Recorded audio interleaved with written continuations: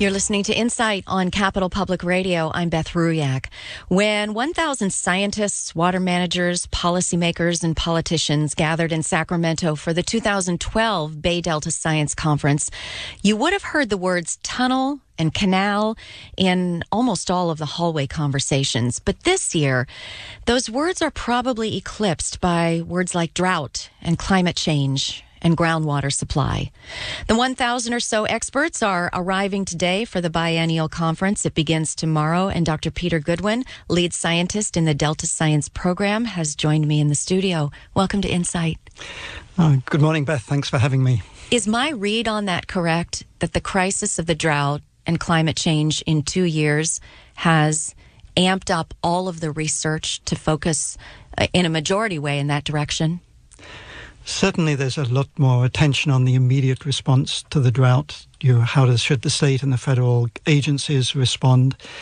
But I think the Delta itself is under stress from many, many different sources. Right now we're experiencing a drought, which of course is devastating to the agricultural industry, the many people that rely on the Delta water. And of course, 2/3 of the population of California rely on Delta water. So right now we're experiencing the drought, but we mustn't forget these other stresses that place the Delta under such great risk. I'm always reminded with the subject of this conference that the Delta is the largest estuary on the West Coast. But in terms of areas of water studied, it has some worldwide attention, doesn't it? Oh, absolutely. Beth, I think if you look at the Delta system, it's not just the fact that it's a large body of water, but first of all, it's an ecosystem that has very high biodiversity value. We're also losing some of those species at a very, very high rate. But of course, it's also the water supply for 2/3 of population of California and for agriculture. So what makes the Delta special is that decisions that are made on a month-to-month basis is not measured just in millions of dollars. Literally, these decisions often take billions of dollars. On the other side, of course, these decisions have very deep implications to the viability and sustainability of the Delta ecosystem. The conference attracts people who are in some cases politically minded about the proposals for the peripheral canal or the twin tunnels. But the conference itself is really a platform for the science. That said, are you hearing a wider, more clear gap between people who are for and against that kind of proposal? Have the sides been chosen and defined more than they were 2 years ago? Well, I think actually that's a very good question. Clearly, the decision is getting closer and closer, but I think it's important to recognize the role of science in these decisions. You can't ask the science community to make the decision. Is it the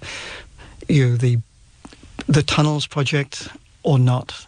Is it large-scale ecosystem restoration or not? What science can do is pull together the available information and make the best possible predictions of the ramifications of those huge management decisions that need to be taken. And why it's important to have that separation between the science and the decision itself is that scientists are trained to be objective. We look at the facts, we look at models, we make the best projections for the future. So we can look at, should the BDCP go ahead or not? We can't say yes or no to those questions, but we can say if you take this particular action, this is the most likely outcome. And this is how you structure science to inform the decisions of how these big projects might be managed in the future. But it is not fair to ask the science community to make these value judgments on behalf of society. And yet, comparing 2012 to 2014, the science community is presenting much more in terms of the drought and climate change picture than it ever has, which will be weighed into the proposal, even though what's being decided will be beyond what might be a 10-year cycle of drought. Absolutely. And in the last 2 years, there's been several very important innovations. We know more about the system. We're beginning to to understand more about the potential ramifications, whether it's climate change, whether it's the effects of groundwater. Yes, science community in the last 2 years, if you were to ask about one of the very big changes, is 2 or 3 years ago you would see what my colleague Jeff Mount referred to as combat science, that very well-intentioned scientists being asked to study part of the problem would reach different conclusions. One of the things that's happened over the last 2 years has been an effort by the federal government and the state government to build a community of science so that you get the scientists together through processes to understand, explore, test these hypotheses, to try and have a much clearer understanding of what the science is telling the people of California, so then the decision makers can act on that common body of knowledge. So the conclusions have more consensus. Absolutely. And the direction becomes... On the scientific side, On yes. the scientific side. You're listening to Dr. Peter Goodwin. He is the lead scientist in the Bay Delta Science Conference, which begins tomorrow. It continues through Thursday. It's important for people to know that this is open to the public. And even if you're just hearing this conversation at this moment and decide you want to jump in and hear some of the speakers or attend the workshops, that's possible, isn't it? Oh, absolutely. And what's special about this conference is around the U.S., the Everglades, the Great Lakes, there are many science conferences. But what's very specific about this conference, it's the one place where scientists from whichever agency, whichever environmental group can get together. But they get together alongside managers. There'll probably be some folks you're working in the state legislature, people working for nonprofits. It's the one place where people can get together and truly interact, ask questions, and exchange ideas without it having to be incredibly contentious. It's all about the science and what the science might mean. You mentioned that shift from what you called combat science to more consensus gathering, and actually the theme of this conference, I think, is making connections, which represents that coming together. But your presentation in particular is titled 6 Things the Delta Science Community Has Learned in the Past 2 Years. Will you give me a few more that are on your list? Sure. A couple of other things which we've learned that I think have really transforming the way we're looking. First of all, there's 2 parts. One is, what is the science actually telling us? The second is, how can we use new technologies to build our science infrastructure to reach scientific conclusions and findings much faster? So 2 of the things that have been going on is, in this era of big data, how do we make data accessible, not just to a few scientists who are part of a club? How do we make this available to local communities, so that they can actually see where these decisions are coming from? Could I pause and ask you there, do you see a big gap between this ability to gather data and the projects that are in the field and that huge volume, and then making it user-friendly or have some purpose, lead to some results? I think that's a problem everywhere. It's often referred to as the deluge of data. We're collecting data so fast. You're using technologies from satellite to aerial, as well as the traditional ways of actually going out and sampling science. So making that data available in a timely manner so it can be used for decisions, it can be used to inform many, many different science programs and groups of scientists working on specific problems, that's really a challenge.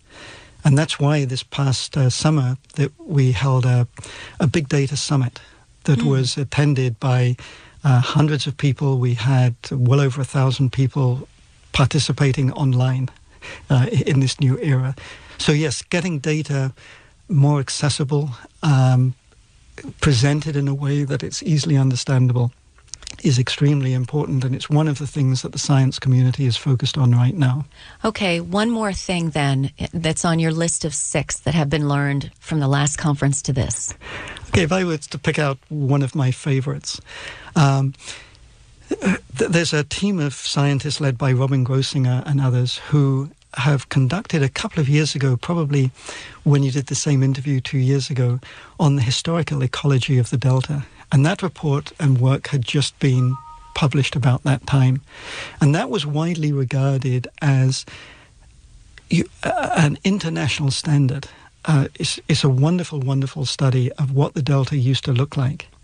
And you might ask, well, what is the history? We know the landscape's changed. We know the climate's changed.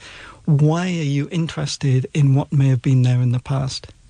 And so during the past couple of years, Dr. Grossinger and his team, that's included a broad range of scientists, have started to look at that historical study and think about how did those various parts of the landscape fit together in order to create a viable and very successful ecosystem. That knowledge will be very important to guiding as we move ahead in the Delta and we start looking at how we can restore and create a sustainable ecosystem.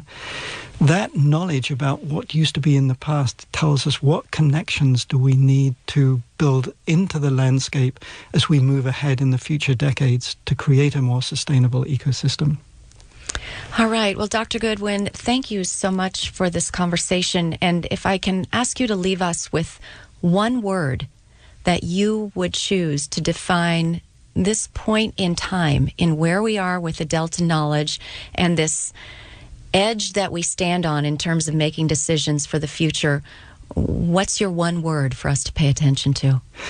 Well, if I can use an adjective too, I would say collaborative innovation. So we're really moving ahead. We're accelerating the rate at which knowledge is being discovered to help inform future actions on the Delta. Thank you so much for joining us. Well, thank you for your time. We'll post a link with more information about the conference and a way, if you'd like to get involved or attend, that you can register.